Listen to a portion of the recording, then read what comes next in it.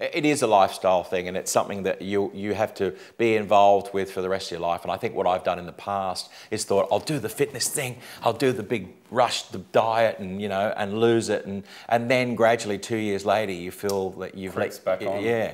Because that's the thing, it just does. Yeah, it's very true. I'd say it's keeping that momentum, I guess, but realising that exercise and good nutrition is a key component for the rest of our lives. And also the great thing is having vision just up the road. There's no excuse. Absolutely. And it's like, the thing that they used to say to us on Fit Club in England, it's like if you put energy in, you've got to let energy out. It's like having a car, keeping it in the garage all the time, you fill it up with gas and you're not taking it for a drive, and then one of these days it just seizes up. What are the benefits? Again, I suppose, what are the key indicators of you having the success so far? Success is what I was trying to say here. Jeez. You mentioned about carbohydrates and alcohol. Bread and alcohol. Yeah. They're major forms of carbohydrates, so you've reduced those.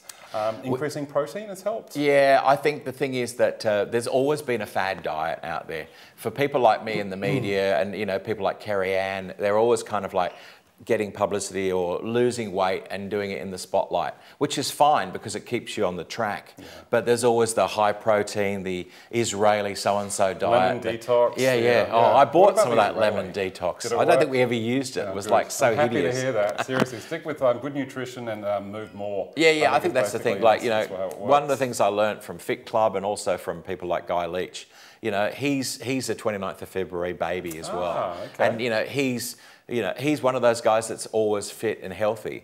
But I think it's finding out what your problems are. With me, it was grabbing a quick sandwich and probably portion sizes, alcohol, Absolutely. Going to lots of events and having a drink.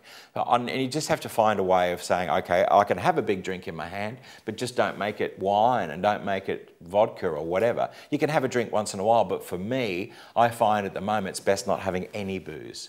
Because the minute I have a few drinks, it's more like, I wouldn't mind some of those nuts, or I wouldn't mind a little bit of a snack.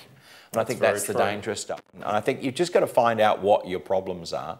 It's, you have a few drinks and it's like, let's get some cheese. Let's get a cheese platter. And I think it's knowing when to say, check please. That's very, very true. Of course, well, actually, that brings us to a very good point. With your life being so, I suppose, social, how do you manage it if you're at a restaurant or if you're at an event where the food is chosen for you?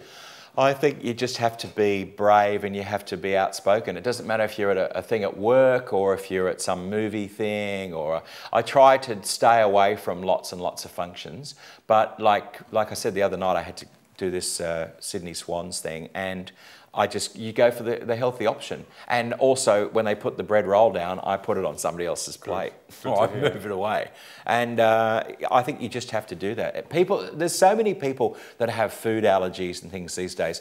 They're used to it. You just say, I went to this wine tasting event, and I said, I'm not drinking at the moment. They said, that's fine. You can just sort of, sample, sniff it. And it was like, I'm going, okay, well, that was bizarre. That's like, like getting a heroin addict to walk into some sort of, hospital environment and going, oh, look at all those drugs there. So I just think it's good aversion therapy. Absolutely. I got through that lunch. I had the chicken, I had some salad, I had, I was fine food-wise. I didn't have any wine because it was all there. And it was, I guess it's like, a butcher in a butcher shop. You don't really notice the meats there. Absolutely. Or a chocolate shop. I think what you're referring to is what we used to call willpower, I suppose, just staying away from things that we know we shouldn't have. I've always had a problem with willpower. What was that? Alcohol. Okay. It sort of makes your willpower a little bit loose. I suppose the successes that you had in the past, you've got with vision now, and we're going to hopefully educate you for the rest of your life. Absolutely. Now. So this is a change that will benefit you for forever? Yes. I want to stay alive long enough to at least be at my kids' 21st and weddings, enough to embarrass them. That's a short way. Isn't Oscar? Well, Oscar's 18, but okay, wedding, and then I have a few grandchildren and things like that.